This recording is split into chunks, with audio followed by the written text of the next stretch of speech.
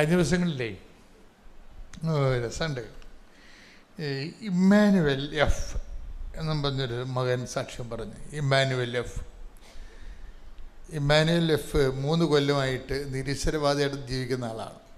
നിരീശ്വരവാദികൾക്കുണ്ടാകുന്ന ചെറിയൊരു പ്രോബ്ലം വെച്ച് കഴിഞ്ഞാൽ അവർ ഈ നിരീശ്വരവാദത്തിലേക്ക് വന്ന ഈ രോഗം അവർ പടർത്താൻ നോക്കും. ഈ കുലസ് കൊതുകിനെ പോലെയുള്ള പരിപാടിയാണ്. അവർക്കുണ്ടാകുന്ന ചിക്കൻ ഗുനിയ മറ്റുള്ളവരെയും പോയി കുത്തുവെച്ച് നിരീശ്വരവാദം അവർ പടർത്തിക്കൊണ്ടേയിരിക്കും. ഇത് കാരണം വരാൻ പോകുന്ന പ്രശ്നം, ഇവർ ഈശ്വരവിശ്വാസത്തിലേക്ക് തിരിച്ചു വരുന്നു കഴിഞ്ഞാൽ ഇവർക്ക് പിന്നീട് ഉണ്ടാകുന്ന ഇവർ വർക്ക് എത്ര ചെയ്താലും ബാക്കി എല്ലാ വർക്കുകളും നമുക്ക് പശ്ചാത്താപം വന്നു കഴിഞ്ഞാൽ നമുക്ക് വർക്ക് ചെയ്ത് വിജയിപ്പിക്കാൻ പറ്റും. ഈ നിരീശ്വരവാദികൾ ഏതെങ്കിലും പൂർവികരുടെ ദൈവാനുഗ്രഹമോ അമ്മയുടെ അപ്പനമ്മമാരുടെ പ്രാർത്ഥന കൊണ്ട് അവർ പിന്തിരിഞ്ഞ് വന്ന് സത്യം മനസ്സിലാക്കി കഴിഞ്ഞാൽ, സത്യം മനസ്സിലാക്കിയത് കൊണ്ട് മാത്രം ആയില്ല, ഇതിനുള്ള പ്രശ്നം എപ്പോഴും ഇതിൻ്റെ പ്രായശ്ചിത്തം ചെയ്തുകൊണ്ടിരിക്കണം. റെക്ടിഫൈ ചെയ്യണമെങ്കിൽ ബൈബിളിൻ്റെ ഏറ്റവും പ്രധാനപ്പെട്ട സംഭവമാണ് പ്രായശ്ചിത്തം. നമ്മൾ തെറ്റ് ചെയ്ത സോറി പറഞ്ഞ ഈ സംഭവം സോറി പറയാൻ നമുക്ക്. അതുകൊണ്ട് ഇപ്പോൾ ഒരു കറണ്ടിൻ്റെ കമ്പി പൊട്ടിപ്പോയി, അത് നമുക്ക് കെട്ടിവെക്കാം.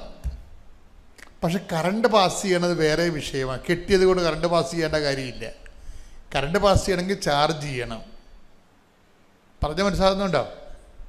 ഇപ്പോൾ ഒരു കറണ്ട് കമ്പി പൊട്ടിപ്പോയാൽ സ്വാഭാവിക ലൈൻമാന് വന്നത് കെട്ടിവെക്കാം. കെട്ടിവെച്ചത് കൊണ്ട് കറണ്ട് പാസ് ചെയ്യണമെന്ന് നിർബന്ധമില്ല. കറണ്ട് പാസ് ചെയ്യണമെന്നുണ്ടെങ്കിൽ ചാർജ് ചെയ്യണം. ഇതുപോലുള്ളൊരു പ്രശ്നമാണ് ഈ പശ്ചാത്താപം. ഇപ്പോൾ ദൈവത്തോട് നമുക്ക് സോറി പറയാം. സോറി പറഞ്ഞാൽ പൊട്ടിപ്പോയ കമ്പി കെട്ടിവെച്ചതുപോലെ ഉള്ളൂ. ചാർജ് ചെയ്യണമെന്നുണ്ടെങ്കിൽ ദൈവത്തിലെ പരിശുദ്ധാത്മാവ് പിന്നെ പ്രവർത്തിക്കണ്ടേ? അതിനെന്ത് ചെയ്യണം? ആ പശ്ചാത്താപം നമ്മൾ പ്രവൃത്തിയിൽ കാണിക്കേണ്ടി വരും. അപ്പം നിങ്ങൾ ഈ പശ്ചാത്താപത്തിൻ്റെ പ്രോബ്ലം, ഇപ്പം മനുഷ്യന്മാർ തമ്മിലുള്ള എല്ലാ വിഷയങ്ങൾക്കും സോറി കേട്ട എൻ്റെ അപ്പുറത്തൊരവസ്ഥ കള്ളുകുടിയന്മാർ വന്ന് നമ്മളെ തന്തയ്ക്ക് വിളിച്ചിട്ട് പിറ്റേ ദിവസം ഞാൻ പള്ളിയിലൊക്കെ ഇരിക്കുമ്പോൾ എന്തെല്ലാം അവർ സന്ധ്യക്ക് വന്ന് തെറിയൊക്കെ വിളിക്കും. ആ തന്തക്കും തള്ളക്കും ഒക്കെ വിളിച്ചിട്ട് പോകും. അപ്പോൾ ഞാൻ ചിരിച്ചോണ്ട് അവിടെ ഇരിക്കുള്ളൂ, പ്രശ്നമൊന്നുമില്ല. കാര്യം ഇതൊക്കെ നമുക്ക് പ്രതിഷ്ഠയല്ല നമ്മൾ ചില ഇടവകയിലൊക്കെ വരണത്. നന്മയുള്ള ഒത്തിരി വിശുദ്ധന്മാരായ മനുഷ്യരുണ്ടാകും, ഇതുപോലെ കുറേ ആൾക്കാരും ഉണ്ടാകും. അവരൊക്കെ വേണം, അത് വ്യത്യാസമാണ് അവരൊക്കെ. പക്ഷെ ഒരു പ്രോബ്ലം വെച്ച് കഴിഞ്ഞാൽ അവർ നാളെ ബോധം അവരെ കള്ളടങ്ങുമ്പോൾ അവരൊന്ന് സോറി പറയും. പക്ഷെ സോറി പറഞ്ഞാൽ നമുക്ക് മനുഷ്യന്മാർക്ക് തമ്മിൽ പ്രശ്നമില്ല, പക്ഷെ ദൈവത്തിന് സോറി കൊണ്ട് പറ്റത്തില്ല. സോറി പറഞ്ഞാൽ പറയും ആ പൊട്ടിയ കമ്പി കെട്ടിവെച്ചെന്ന് പറയും. ചാർജ് ചെയ്യണമെങ്കിൽ എന്ത് ചെയ്യണം? പരിശുദ്ധാത്മാവ് കയറിപ്പോണ്ട് അതിൽ ചാർജ് ചെയ്യുമെന്ന് പറയണത്. ചാർജ് ചെയ്യണമെന്നുണ്ടെങ്കിൽ നമ്മളത് പ്രായശ്ചിത്തം ചെയ്യണം. അതിന് വേണ്ടി പ്രായശ്ചിത്തം, അതെന്തുമാത്രം ഇരട്ടി പ്രായശ്ചിത്തം ചെയ്യാൻ പറ്റും നമ്മൾ ചെയ്ത് തെറ്റിന്. അതുകൊണ്ടാണ് പശ്ചാത്താപത്തിൻ്റെ കൂടെ പോകുന്ന സംഭവമാണ് പ്രായശ്ചിത്തം. ഇപ്പോൾ ഈ ഇമ്മാനുവൽ എഫ് എന്ന് പറയുന്ന ആൾ പറയണത്, ഞാൻ 3 കൊല്ലം നിരീശ്വരവാദിയായിരുന്നു. അപ്പോൾ എൻ്റെ എല്ലാ ബിസിനസ്സും തകർന്ന്, എന്നെ നാട്ടിൽ ചെയ്തതും തെറ്റിപ്പോയി, എനിക്ക് ഇവിടുന്ന് കരകയറാനും പറ്റണില്ല. ഞാൻ അങ്ങനെ പെട്ടു നിൽക്കുക. ഞാൻ പെട്ടുപോയപ്പോൾ അമ്മ എന്നെ പറഞ്ഞ്, എടാ മോനെ നീ പോയി കൃപാസനത്തിൽ പോകും. ഇപ്പം ഇന്നിപ്പോൾ എല്ലാ മനുഷ്യർക്കും കേരളത്തിൽ മൊത്തം മലയാള ഭാഷ അറിയാവുന്നവർക്ക് പ്രത്യേകിച്ച് എന്തെങ്കിലും വന്നാൽ അവരെങ്ങനെ പിടിച്ചു നിന്നാലും അവസാന കൈക്ക് അവർ പറയും കൃപാസനത്തിൽ പോയാന്ന് ചോദിക്കും ആൾക്കാർ. കാരണം ഞാൻ ദിവസം കാണുന്ന ആൾക്കാരെന്ന് പറയുന്നത് ഒരിക്കലും ദൈവമായിട്ട് അടുക്കാത്ത ആൾക്കാരെയാണ് പലപ്പോഴും ഞാൻ കാണുന്നത്. അപ്പോൾ അവർ അങ്ങനെ വരത്തില്ല. പിന്നെ അവർ വന്നെങ്കിൽ ഇവിടെ വന്ന് ദൈവം അവരെ കൊണ്ടുവന്നതാണ്. അപ്പം അങ്ങനെ വരുമ്പോഴേക്ക് ഞാനത് സ്പെഷ്യൽ ഇൻട്രസ്റ്റ് എടുക്കും. എന്താ കാര്യം വെച്ചാൽ അവർ ഇനിയും പോയാൽ പിന്നെ ഒരിക്കലും ദൈവത്തിന് അവരെ കിട്ടത്തില്ല. അതുകൊണ്ട് ഞാൻ ആ വിഷയം മാതാവിനോടും ഈശോയോടൊക്കെ മാറിയൊക്കെ പറഞ്ഞിട്ട് ആ വിഷയം ഗ്യാരണ്ടി ചെയ്യും. കാര്യം ഇവൻ രക്ഷപ്പെടണതുകൊണ്ട്. പക്ഷെ ഒരു പ്രശ്നം തന്നെ ആ ഒരു വിഷയത്തിൽ നിന്ന് നമുക്ക് രക്ഷപ്പെടുത്താൻ പറ്റും. പിന്നെ കണ്ടിന്യൂസ് ചാർജിങ് എന്ന് പറയണത് നമുക്ക് പറ്റത്തില്ല. എന്താ കാര്യം? അത് അവർ തന്നെ ഒരിക്കൽ ദൈവ അനുഗ്രഹം കിട്ടിക്കഴിഞ്ഞാൽ പിന്നെ എന്ത് ചെയ്യണം? അത് മാറാതെ കഴിഞ്ഞ കാലങ്ങളിൽ ദൈവത്തിൽ നിന്ന് അകന്നു പോയതിനൊക്കെ പരിഹാരം ചെയ്തുകൊണ്ട് ചാർജ് ചെയ്തെടുക്കാൻ നോക്കണം. ചാർജ് ചെയ്തെടുക്കാൻ കഴിഞ്ഞ കാലങ്ങളിൽ ഇപ്പോൾ ഇമ്മാനുവലിനെ സംബന്ധിച്ചോളൂ. ഇമ്മാനുവൽ ഒന്ന് ഉടമ്പടി എടുക്കാൻ പോയി. ഈ നിരീശ്വരവാദന്മാർക്കുള്ള കുഴപ്പമെന്ന് വെച്ച് കഴിഞ്ഞാൽ അവർക്ക് ഏറ്റവും കൂടുതൽ പ്രയാസമാണ്. കാര്യം അവർ മാക്സിമം ആൾക്കാരോട് തങ്ങളുടെ നിരീശ്വരവാദം പ്രചരിപ്പിച്ച് കാണും, നാട്ടിലും വീട്ടിലുമൊക്കെ ബന്ധുക്കളോടും. അത് കാരണം ഏറ്റവും വലിയ പ്രശ്നം നാട്ടുകാരും വീട്ടുകാരും തന്നെ ആയിരിക്കും. അപ്പോൾ അവർ നിൽക്കണ കാരണം ഇനി ഇവൻ ഈശ്വര വിശ്വാസത്തിലേക്ക് വന്നാലും അവനത് നാട്ടുകാരുടെ മുമ്പിൽ ചമ്മാന ചളിപ്പുണ്ടാക്കാൻ നിൽക്കത്തില്ല, പറയത്തില്ല. ഈശ്വര വിശ്വാസത്തിലേക്ക് വന്ന കാര്യം പറയത്തില്ല. നാട്ടിൽ കുർബാനക്ക് പോകാതെ വേറെ എവിടെയെങ്കിലുമൊക്കെ കുർബാനക്ക് പോകും. നാട്ടുകാർ ചോദിക്കത്തില്ലേ, നീ ഈശ്വരവാദികൾ നടന്നിട്ട് ഇപ്പം ഈശ്വര വിശ്വാസി ആയില്ലേ എന്ന് ചോദിക്കണ കാരണം ആൾക്കാർക്ക് ചൂണ്ട പോലെയാണ്. ചില മീൻ ഉടക്കി കഴിഞ്ഞാൽ പിടിച്ചു കഴിഞ്ഞാൽ പിന്നെ എന്തുകൊണ്ടാണ് അത് രക്ഷപ്പെട്ടു പോകാത്തതിന് ഞാൻ അതിൻ്റെ കുടുക്കാണ്. നിരീശ്വരവാദത്തിനൊരു പ്രശ്നത്തിൽ അത് നമുക്ക് ഒരു പാപിക്ക് രക്ഷപ്പെടാൻ എളുപ്പം, പക്ഷെ നിരീശ്വരവാദിക്ക് പാടാൻ. അവൻ കുടുക്കിൽ കിടക്കുകയാണ്.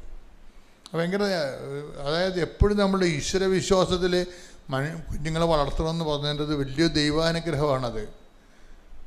നിങ്ങളുടെ മക്കൾക്ക് വേറെ എന്ത് തെറ്റുണ്ടെങ്കിലും നിങ്ങൾക്ക് തിരുത്താം. പക്ഷേ നിരീശ്വരവാദത്തിൽ വീണ് പോയാലുള്ള പ്രശ്നം അവന് കുടുക്കിൽ കിടക്കുകയാണ്. അവൻ മറ്റുള്ളവരോടെല്ലാം അത് കെട്ടിപ്പൊഴിച്ചിട്ടുണ്ട് നിരീശ്വരവാദം. അത് കാരണം അവരുടെ മുമ്പിലൊക്കെ ഇവന് ഇനി താഴാൻ പറ്റത്തില്ല. അവൻ അതുകൊണ്ട് നിരീശ്വരവാദിയായിട്ട് തന്നെ നിന്ന് മരിച്ചു പോകും. എന്തൊരു ഗതികേടാണെന്നറിയാമോ? ഭയങ്കര ഗതികേടാണ്. പക്ഷെ ചിലർക്ക് ഈ വീട്ടുകാരുടെ അമ്മയും അപ്പനും ഒക്കെ ജീവിച്ചിരിക്കുന്നത് തന്നെ വലിയൊരു അനുഗ്രഹമാണ്. കാര്യത്തിൽ നമ്മൾക്ക് ഉത്തരവാദിത്വത്തോടെ പ്രാർത്ഥിക്കാനുള്ള ആൾക്കാരാണ് ഈ അമ്മ, അപ്പൻ, ഭാര്യ ഭയങ്കര സംഭവമാണ്. പല ഭർത്താക്കന്മാരും ജീവിച്ചിരിക്കുന്നത് തന്നെ ഭാര്യമാരുടെ പ്രാർത്ഥന കൊണ്ടാണ്. ശരിക്കും അമ്മയുടെ അമ്മയുടെ ഭാര്യയും വേണ്ട ചില സമയത്ത് ഒരേ പങ്കാളിത്തമാണ് ഈ ഒരാളെ വീണുപോയ രക്ഷപ്പെടുത്താനുള്ളത്. അപ്പം അതുകൊണ്ട് തന്നെ അവർ ജീവിച്ചിരിക്കുമ്പോൾ നിങ്ങളെപ്പോഴും മനുഷ്യർ അവരിൽ നിന്ന് കിട്ടുന്ന ജോലിയോ അല്ലെങ്കിൽ അവരിൽ നിന്ന് കിട്ടുന്ന പണമൊക്കെയാണ് ആൾക്കാർ പ്രാധാന്യം കൊടുക്കുന്നത്. ശരിക്കും അതല്ല. നമ്മുടെ വിശ്വാസത്തിൽ നമ്മളെ വിശുദ്ധിയിൽ നിലനിർത്താൻ വേണ്ടി നമുക്ക് വേണ്ടി ഫസ്റ്റ് ഹാൻഡായിട്ട് പ്രാർത്ഥിക്കുന്ന ആൾക്കാരാണ് ഭർത്താവ്, ഭാര്യ, അമ്മ എന്നൊക്കെ പറയണത്. അപ്പം അതിനൊക്കെ നമ്മൾ ദൈവത്തോട് നന്ദി പറയണം. അവർക്ക് വല്ലതും ചത്തൊടുങ്ങി കിടന്നിട്ട് അല്ലെങ്കിൽ അവർക്ക് തളർന്ന് കിടന്നിട്ട് കിടന്നിട്ട് കരഞ്ഞു കൂപ്പി നിലവിളിക്കണമല്ല. ഭാര്യയും ഭർത്താവൊക്കെ ജീവിച്ചിരിക്കുമ്പോൾ അവരെ തന്നതിന് നമ്മൾ ദൈവത്തോട് നന്ദി പറയണം. മക്കളെ തന്നതിന് ഇപ്പം നമ്മൾ ഈ മക്കളെ കൊണ്ട് ചില ആൾക്കാർക്ക് ഉപകാരമില്ലാത്ത എന്തുകൊണ്ടാണ്? ദൈവത്തിന് ഉപകാരമില്ലാത്തത് കൊണ്ടാണ്. നിങ്ങൾക്കൊരു കുഞ്ഞിനെ കിട്ടി, അതായത് നിങ്ങൾക്ക് 5 കുഞ്ഞുങ്ങളെ നീ പറ്റുമെന്ന് വിചാരിച്ചോ? അപ്പം അങ്ങനെ അല്ലെങ്കിൽ 4 കുഞ്ഞുങ്ങളോ 3 കുഞ്ഞുങ്ങളെ കിട്ടി. നിങ്ങളെ ആ അമ്മമാർ എപ്പോഴും ദൈവതിരുസന്നിധിയിൽ ആരെല്ലാം മറന്നുപോയാലും നിങ്ങൾ മറക്കാതെ ദൈവത്തിന് നന്ദി പറയണം. കുഞ്ഞുങ്ങളെ സംരക്ഷിക്കാനുള്ള ഏറ്റവും നല്ല മാർഗം അവർ മയക്കുമരുന്നിന്, കഞ്ചാവിന്, അല്ലാത്ത തന്നെ അവിഹിതമായ കാര്യങ്ങളൊക്കെ പോകാതിരിക്കാനുള്ള ഏറ്റവും നല്ല പ്രൊട്ടക്ഷൻ എന്ന് പറയണത് അവരോർത്ത് നന്ദി പറയണതാണ് ദൈവത്തോട്. നിങ്ങൾ നന്ദിയല്ല പറയണത്. നിങ്ങളവരുടെ മാർക്ക് കൂടണേ, അവർക്ക് റാങ്ക് കിട്ടണേ, അവരുടെ വിസ പാസ്സാകണേ, അങ്ങനെയാണ് നിങ്ങൾ ദൈവത്തോട് പറയണത്. ദൈവത്തിന് അതിൻ്റെ അകത്ത് വലിയ റോളൊന്നുമില്ല. എൻ്റെ മക്കളെ എപ്പോഴും നമ്മൾ പ്രാർത്ഥിക്കുമ്പോൾ അതിൻ്റെ അകത്ത് ദൈവത്തിൻ്റെ കണ്ടൻറ്റ് മാറ്റി വെച്ച് വേണം പ്രാർത്ഥിക്കാൻ. Thank you, Jesus and Mother Mary, for all the blessings which is showered on me and my family after taking the covenant. I'm Victoria Vincent, coming from Bangalore. This is my husband, Benjamin. and my son Demarcus, and my daughter Dematria Halley. We are coming from Bangalore. We belong to Holy Family Foreign Church, Bangalore. I have taken my covenant 2022 December. In 2022 December. Initially, I was not aware of Kripasanam, and through one of my auntie, I came to know about the Kripasanam. And as soon as we heard about the Kripasanam, I was not knowing about the 6 intention prayers, nothing. But since it was a Mother Mary's church, I had inside that I should come to this church. So we just planned that we have to come over here, and this is my second testimony. As soon as I have taken the covenant, I have got the blessings, which I have already told in my previous testimony. And after my third renewal, we just purchased a new site in Bangalore, which is never possible. Currently, we are staying close to the church. Our house is close to the church, which is a rented house. So we had a desire that we should own a house for our, that means a permanent house, which should be near the church. Even though if it is far for me to the office or to the school, it's not a matter. But we should have a house near the church. That was our intention, but we were not that financially strong. We both are salaried. So since we are not that financially strong, it is not easy or possible to get a site in Bangalore because it is very costly. But still, I have placed one of my prior intention as we need a house near the church. That was my prior intention. But Mother Mary has done the desire step by step. First, she has changed first we bought this site. As soon as we bought this site, we don't have any financial, we are not well enough to start the construction.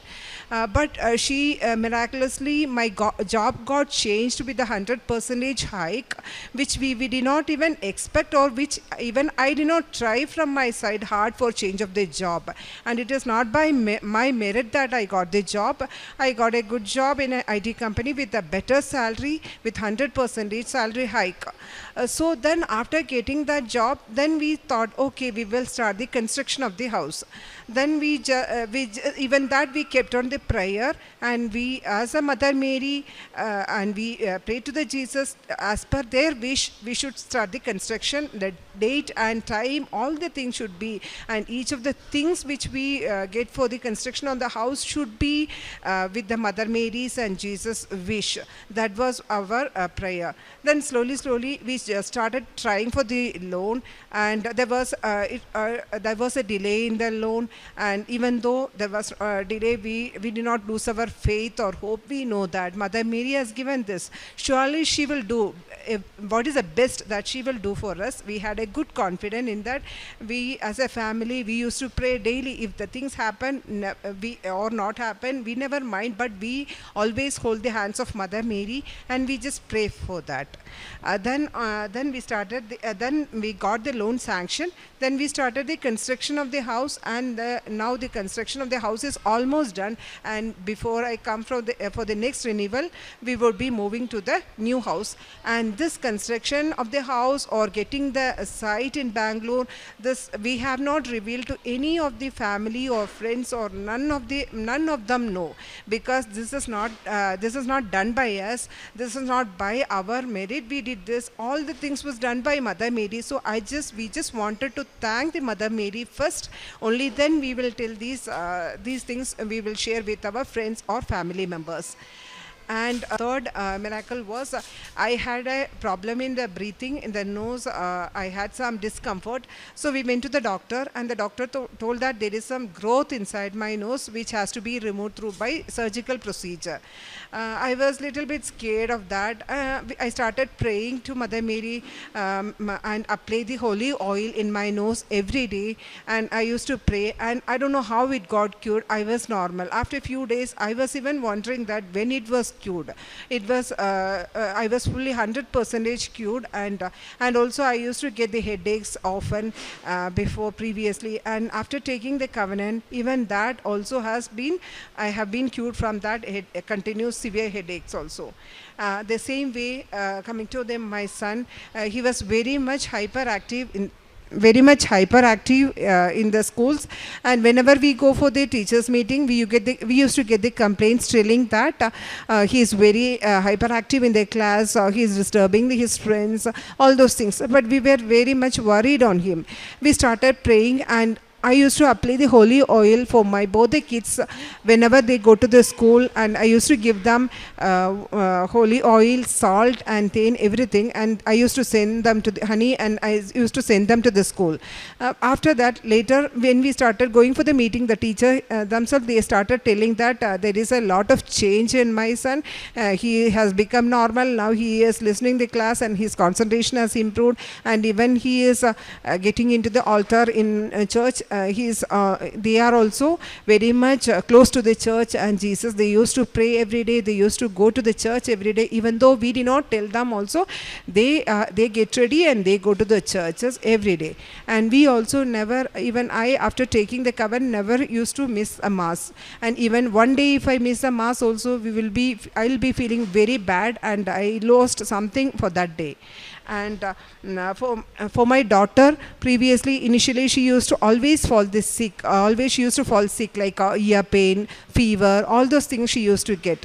But after taking the covenant and applying the oil and holy products like holy oil, all those things, now she's perfectly all right. And even though if she gets something sick also, she don't want medicine or anything. She just come up with the holy oil, telling, Mommy, please apply this for me so that I will be cured. And she is so much confident on that, and she believe the Mother Mary, whenever she go for exams or whatever it is, my kids, they used to apply the holy oil, they eat the salt or holy salt and honey, and they go for the exams, and they are very much confident on Mother Mary and Jesus, and they are also very prayerful nowadays.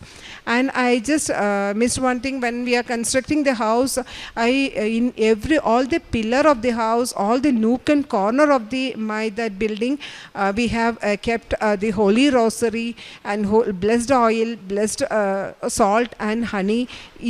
All the floors, we have constructed triplex house. We were not financially well-versed for building a small house, but now we have constructed a triplex house which is fully by Mother Mary's grace only. Nothing is in our merit. Everything is from Mother Mary's grace only. And in each floor, each foundation, each pillar, everywhere, Mother Mary's Holy Rosary is there. We have prayed and we have kept the rosary, we have kept the holy oil, we have kept the salt and a dollar of Mother Mary, and the house is fully covered by Kripasana Mother. And the name of the house also we have planned to keep as Kripa Marian Castle. That is not our house, that is a gift given by Mother Mary in this world. When we stay, that is a gift given by Mother Mary to stay in that house. That is Mother Mary's blessings for us. Like that, there are lot of small and big blessings that we, from the day one till now, I am getting, and my life is led by Mother Mary. Actually, one more thing I just wanted to add up. I don't have my mom. I have lost my mom during my delivery only, but till now I had that sadness, everything. I have faced so many problems in my life, but after taking the covenant, I never feel for that, because Mother Mary is always there with me. So when we pray, and also initially I was close to Mother Mary but not to Jesus. I used to pray to Mother Mary so much, but later after taking the covenant, Mother Mary has made me love Jesus than equal to Mother Mary, and now I love Jesus, I love Mother Mary. I used to speak to Mother Mary as well as Jesus. Whatever I have feelings or whatever difficulties I have, I never used to share with any of them. I only used to share with Mother Mary and Jesus, but automatically she will work on that, and the things, she will make the things happen. I would be wondering that how come I did not tell these things, how it is happening. But I used to, Mother Mary is working for me. Mother Mary is giving all the blessings for me. Whatever I think, whatever my desire in my heart also she used to know, and she used to move me and my family accordingly. And she is we are in her blessings, and I wanted to be in this covenant not for the short period. Throughout my life I should be in the covenant. Even though we stay in Bangalore, we come all the 3 months to the Kribasanam, Alappuzha. We used to travel, we used to come, or I used to take the leave even the school and office, and we used to come here. And I just want this to be continued throughout the life.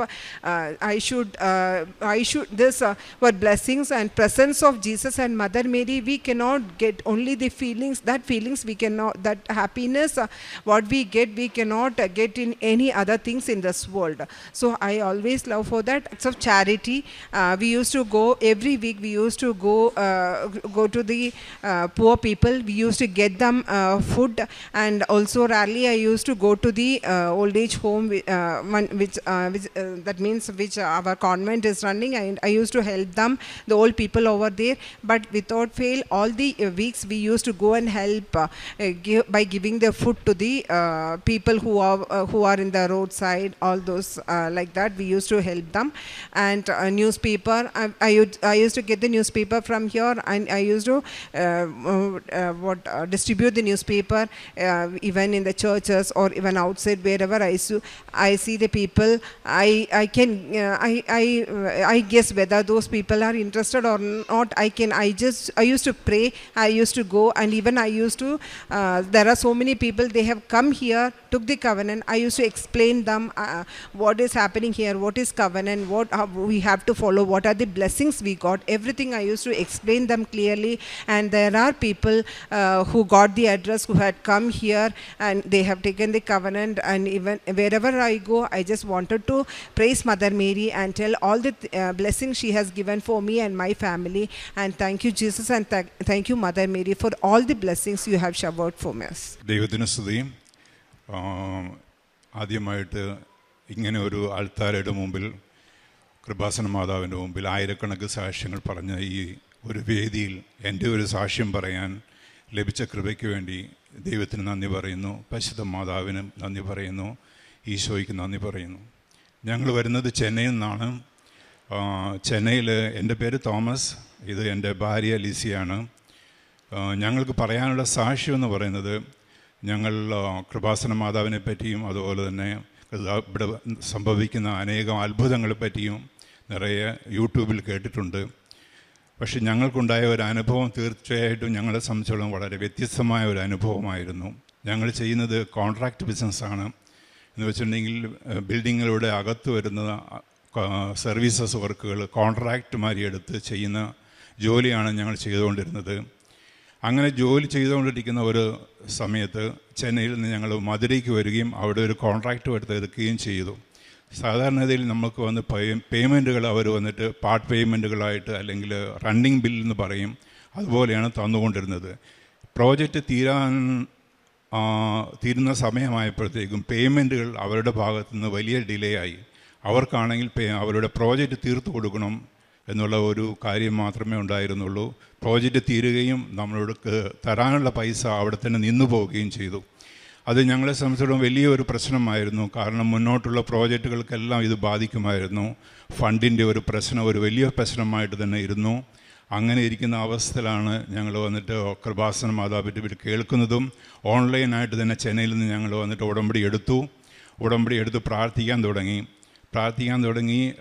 3 മാസം കഴിഞ്ഞപ്പോൾ ഞങ്ങൾ നേരിട്ട് ഇവിടെ വരികയും ഇവിടെ നിന്ന് വന്ന് തീർത്ഥാടന ഉടമ്പടി എടുക്കുകയും മാതാവിനോട് പ്രത്യേകം പ്രാർത്ഥിക്കുകയും ചെയ്തു. അതിനുശേഷം ഇവിടുന്ന് ഉടമ്പടി എടുത്ത് ഏകദേശം 1 മാസത്തിനകം, ഏകദേശം 1 വർഷമായിട്ട് ഞങ്ങൾ വന്നിട്ട് ഈ പൈസയ്ക്ക് വേണ്ടി വളരെ പറ്റുന്ന രീതിയിൽ ശ്രമിച്ചുവെങ്കിലും ഇവിടുന്ന് ഉടമ്പടി എടുത്ത് ഏകദേശം 1 മാസത്തിനകത്ത് തന്നെ വളരെ ചുരുങ്ങിയ സമയങ്ങളോട് തന്നെ ഞങ്ങൾക്ക് വന്ന് ക്ലയൻറ്റിൻ്റെ ഭാഗത്തു നിന്ന് ഒരു ഫോൺ വരികയും അവിടുന്ന് ഞങ്ങളെ ഒരു ഡിസ്കഷന് വിളിക്കുകയും ചെയ്തു.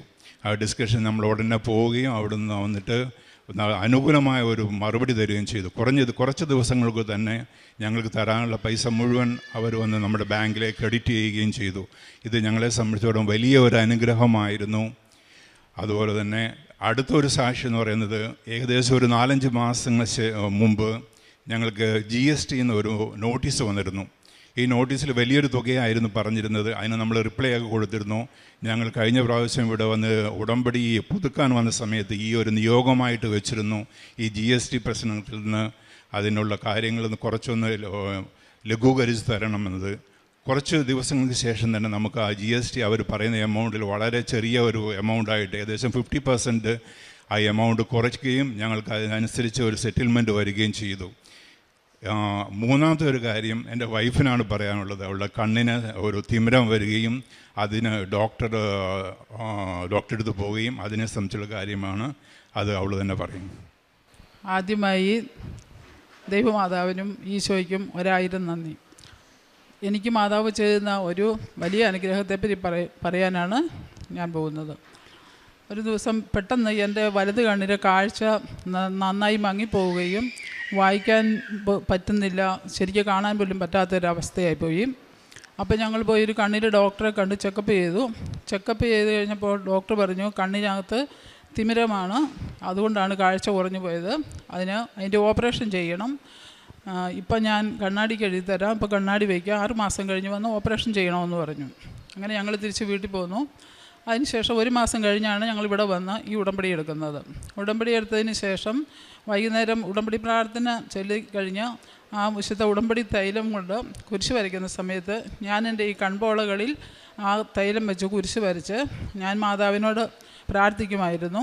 അത് ഓപ്പറേഷൻ കൂടാതെ ഇതൊന്ന് മാറ്റിത്തരണമേ എന്ന് ഞാൻ മാതാവിനോട് പ്രാർത്ഥിക്കുമായിരുന്നു. അങ്ങനെ 3 ദിവസം ഞാൻ ആ തൈലം പുരട്ടി. അത് കഴിഞ്ഞപ്പോൾ എൻ്റെ ആ കണ്ണിൽ കൂടി പെട്ടെന്ന് വെള്ളം വരാൻ തുടങ്ങി. 1-2 ദിവസം ശ്രദ്ധിച്ചു. അത് കഴിഞ്ഞപ്പോൾ അത് കൂടി വന്ന് നോൺ സ്റ്റോപ്പായിട്ട് വെള്ളം ഇങ്ങനെ വന്നുകൊണ്ടേയിരുന്നു. അപ്പോൾ ഞങ്ങൾ വീണ്ടും ഡോക്ടറെ കാണാൻ പോയി. അവിടെ ചെന്നപ്പോൾ ആ ഡോക്ടറെ കിട്ടിയില്ല. അതിനേക്കാൾ സീനിയറായ ഡോക്ടർ അവിടെ ഉണ്ടായിരുന്നു. അദ്ദേഹത്തെ കാണിച്ചു. അപ്പോൾ ചെക്കപ്പൊക്കെ ചെയ്തിട്ട് പറഞ്ഞു കണ്ണിൽ ചെറിയൊരു ഇൻഫെക്ഷനാണ്, അതിന് ഡ്രോപ്സ് ഒഴിച്ചാൽ മതി എന്നും പറഞ്ഞ് ഡ്രോപ്സിന് എഴുതി തന്നു. അപ്പോൾ ഞാൻ ഡോക്ടറോട് ചോദിച്ചു, ഡോക്ടർ എൻ്റെ കണ്ണിൽ തിമിരം ഉണ്ടോ? അപ്പോൾ ഡോക്ടർ പറഞ്ഞില്ല, തിമിരത്തിൻ്റെ ഒന്നും കാണുന്നില്ല, വിഷനൊക്കെ നോർമലാണെന്ന് പറഞ്ഞു. അപ്പോൾ ഇനി ഒരാഴ്ച കഴിഞ്ഞ് വന്ന് കാണിക്കാൻ പറഞ്ഞു. അപ്പോൾ എനിക്ക് ആകെ കൺഫ്യൂഷനായി. അന്ന് ഡോക്ടർ പറഞ്ഞു ഇതിന് കുഴപ്പമുണ്ടെന്ന്, ഇപ്പോൾ ഡോക്ടർ പറയുന്നത് കുഴപ്പമില്ല എന്ന്. ഞാൻ വിചാരിച്ചു ഏതായാലും ഒരാഴ്ച കഴിഞ്ഞ് വീണ്ടും ചെക്കപ്പിന് പോകണമല്ലോ. അപ്പോൾ ഒരാഴ്ച കഴിഞ്ഞ് പോയി ഒന്നുകൂടെ ഡോക്ടറോട് ചോദിക്കാമെന്ന് കരുതി. പിന്നെ വീണ്ടും ചെന്ന് ചെക്കപ്പ് ചെയ്തു. അപ്പോൾ ഡോക്ടർ പറഞ്ഞു കണ്ണിനിപ്പോൾ കുഴപ്പമൊന്നുമില്ല, എല്ലാം ഓക്കെ ആയെന്ന് പറഞ്ഞു. അപ്പോൾ ഞാൻ ഡോക്ടറോട് ചോദിച്ചു, ഡോക്ടറെ എനിക്കൊരു കാര്യം പറയാനുണ്ട്, തെറ്റാണെങ്കിൽ എന്നോട് ക്ഷമിക്കണം, എൻ്റെ കണ്ണിൽ തിമിരം ഉണ്ടോ എന്ന് ചോദിച്ചു. അപ്പോൾ ഡോക്ടർ പറഞ്ഞു ഇല്ല, തിമിരമൊന്നും കാണുന്നില്ല, കണ്ണെല്ലാം നോർമലാണെന്ന് പറഞ്ഞു. അപ്പോൾ ഞാൻ പറഞ്ഞു കഴിഞ്ഞ മാസം ചെക്കപ്പ് ചെയ്തപ്പോൾ ഡോക്ടർ പറഞ്ഞു ഇങ്ങനെ കുഴപ്പമുണ്ട്, അതിന് ഓപ്പറേഷൻ ചെയ്യണമെന്നാണ് പറഞ്ഞത്, അതുകൊണ്ടാണ് ഞാൻ വീണ്ടും ചോദിക്കുന്നതെന്ന് പറഞ്ഞു. അപ്പോൾ ഡോക്ടർ പറഞ്ഞു ശരിയെങ്കിൽ ഞാൻ ഒന്നുകൂടെ ചെക്കപ്പ് ചെയ്യാമെന്നും പറഞ്ഞ് മെഷീനൊക്കെ എടുത്ത് വെച്ച് വീണ്ടും ചെക്കപ്പ് ചെയ്തു കഴിഞ്ഞപ്പോൾ എൻ്റെ കണ്ണിനൊരു കുഴപ്പവുമില്ല. ഡോക്ടർ പറഞ്ഞു കണ്ണിലൊരു കുഴപ്പവുമില്ല, ഒരു മരുന്നിൻ്റെ ഓപ്പറേഷൻ്റെ ആവശ്യമില്ല എന്ന് പറഞ്ഞു. അത് ദൈവമാതാവിൻ്റെ ഒരു വലിയൊരു അത്ഭുതമായിട്ടാണ് ഞാൻ കാണുന്നത്. അതിന് അമ്മയ്ക്ക് 1000 നന്ദി. അതുകൂടാതെ എനിക്ക് മറ്റൊന്ന് പറയാനുള്ളത്, ഞാൻ ഈ ചൊവ്വാഴ്ച ദിവസങ്ങളിലെ ഉടമ്പടി ധ്യാനം എല്ലാ ആഴ്ചയിലും ഓൺലൈനായിട്ട് കൂടുന്നൊരു വ്യക്തിയാണ്. അപ്പോൾ ഒരു ദിവസം ഇങ്ങനെ ധ്യാനം കഴിഞ്ഞ് അച്ഛൻ എല്ലാവർക്കും വേണ്ടി പ്രാർത്ഥിച്ചു. പ്രാർത്ഥന കഴിഞ്ഞപ്പോൾ അച്ഛൻ പറഞ്ഞു നീ ആരുടെയെങ്കിലും എന്തെങ്കിലും കാര്യം വിട്ടുപോയിട്ടുണ്ടെങ്കിൽ അത് മൗനമായിരുന്നു പ്രാർത്ഥിക്കാം, ഈ സമയം മാതാവും ഈശോയും ഈ ആൾത്താരിൽ എഴുന്നള്ളി നിൽക്കുന്ന സമയമാണ്, അതുകൊണ്ട് നമുക്ക് ആവശ്യമുള്ള കാര്യങ്ങൾ ഇപ്പം മാതാവിനോട് പ്രാർത്ഥിക്കാൻ പറഞ്ഞു. അപ്പോൾ ഞങ്ങൾക്കൊരു സ്ഥലത്ത് നിന്ന് ഈ പണി ചെയ്ത് കൊടുത്ത ഒരു സ്ഥലത്ത് നിന്നും ഒരു 10 ലക്ഷം രൂപ കിട്ടാനുണ്ടായിരുന്നു. അത് 5-8 മാസങ്ങളായ പൈസയായിരുന്നു. അപ്പോൾ അന്ന് ഞാൻ ഇങ്ങനെ മാതാവിനോട് പ്രാർത്ഥിച്ചു, മാതാവേ ഞാൻ ഈ ധ്യാനത്തിൽ പങ്കെടുത്തത് മാതാവ് കണ്ടിട്ടുണ്ടെങ്കിൽ, എൻ്റെ ഈ പ്രാർത്ഥന മാതാവ് കേൾക്കുന്നുണ്ടെങ്കിൽ, മാതാവ് സഞ്ചാരി മാതാവാണല്ലോ, ഈ നിമിഷം മാതാവ് ആ ഓണറുടെ അടുത്ത് കടന്നു ചെന്ന് ഞങ്ങൾക്ക് ഈ പൈസ ഇന്ന് തന്നെ വാങ്ങിത്തരണം, ഇന്ന് വൈകുന്നേരത്തിന് മുൻപായി അവിടുന്ന് ഒരു ഫോൺ ഞങ്ങൾക്ക് വരണം. ഞാൻ മാതാവിനോട് ഇങ്ങനെ പ്രാർത്ഥിച്ചു. അങ്ങനെ 1:45 ധ്യാനം കഴിഞ്ഞു. അതിനുശേഷം 4 മണിയായപ്പോൾ അവിടെ നിന്ന് എൻ്റെ ഹസ്ബൻഡിന് ഫോൺ വന്നു, നിങ്ങൾ ഫ്രീ ആണെങ്കിൽ അരമണിക്കൂറിനുള്ളിൽ എൻ്റെ ഓഫീസിൽ വരാമോ എന്ന് ചോദിച്ചു. അപ്പോൾ എൻ്റെ ഹസ്ബൻഡ് അവിടെ ചെന്നപ്പോൾ ആ ഓണർ ഈ പൈസയുമായിട്ട് വെയിറ്റ് ചെയ്യുകയായിരുന്നു. അപ്പോൾ തന്നെ ആ പൈസ മുഴുവനായും തന്ന് ഞങ്ങളെ മാതാവ് അനുഗ്രഹിച്ചു. ഇത് സഞ്ചാരി മാതാവ് ചെയ്ത ഒരു വലിയ അത്ഭുതമായിട്ടാണ് ഞാൻ കരുതുന്നത്. ഇതിനായി അമ്മയ്ക്കും ഉണ്ണീശോയ്ക്കും 1000 നന്ദി. അടുത്തായിട്ട് പറയാനുള്ളത് ഞങ്ങളുടെ പ്രേക്ഷിത ജീവിതം ഇവിടുന്ന് ഉടമ്പടി എടുത്തതിന് ശേഷം ഞങ്ങൾ എന്തൊക്കെ ചെയ്തെന്നുള്ള കാര്യം. ഞങ്ങൾ ചെന്നൈ ജീവിക്കുന്നതുകൊണ്ട് തന്നെ ഞങ്ങൾ ഇവിടുന്ന് കൊണ്ടുപോകുന്ന കൃപാസന പത്രം വന്നിട്ട് 3 ലാംഗ്വേജിലാണ് ഞങ്ങൾ മേടിക്കാറ്. ഇംഗ്ലീഷും മേടിക്കും, തമിഴും മേടിക്കും, മലയാളവും മേടിക്കും. ഇത് ഞങ്ങൾ എന്ത് ചെയ്യുക വെച്ചിട്ടുണ്ടെങ്കിൽ ഇംഗ്ലീഷ് സംസാരിക്കുന്ന ആൾക്കാർക്ക് ഇംഗ്ലീഷിലുള്ള ഇത് കൊടുക്കും, അതുപോലെ തന്നെ തമിഴും മലയാളം സംസാരിക്കുന്നവർക്ക് അത് ആ രീതിയിൽ കൊടുക്കും. ഞങ്ങൾ ഇവിടുന്ന് കൊണ്ടുപോയതിന് ശേഷം പത്രം തീർന്നു പോകുമ്പോൾ ഞങ്ങൾ പോസ്റ്റൽ വഴി പത്രം മേടിക്കുകയും അവിടെ വിതരണം ചെയ്യുകയും ചെയ്യും. അതുപോലെ തന്നെ ഞങ്ങൾ പ്രേക്ഷിത പ്രവർത്തനം എന്ന് പറയുമ്പോൾ അനാഥ ഇല്ലങ്ങൾ നമ്മൾ അവിടെ ഉണ്ട്. 2-3 അനാഥ ഇല്ലങ്ങളായിട്ട് ഇപ്പോൾ സ്ഥിരമായിട്ടുള്ള കോണ്ടാക്റ്റ് ഉണ്ട്. അവർക്ക് നമ്മളെ കൊണ്ട് പറ്റുന്ന രീതിയിൽ അവരെ സഹായിക്കുന്നുണ്ട്. മറ്റൊരു പ്രധാന വ്യത്യാസം എന്ന് പറയുന്നത് ഞങ്ങളുടെ ജീവിതത്തിൽ വന്നൊരു കാര്യമാണ്. ഇവിടെ കൃപാസന പ്രാർത്ഥന ആരംഭിച്ചതിന് ശേഷം കറക്റ്റായിട്ട് ജപമാല ചൊല്ലാനും ഒരു ദിവസം പോലും വിടാതെ പ്രാർത്ഥിക്കുവാനും, പ്രത്യേകിച്ച് ബൈബിൾ പാരായണം, ബൈബിൾ വായിക്കുന്നതിൽ ഞാൻ വിചാരിച്ചുകൊണ്ടിരുന്ന ബൈബിളിനെ പറ്റി എനിക്ക് നല്ലോണം എല്ലാം അറിയാമെന്നായിരുന്നു.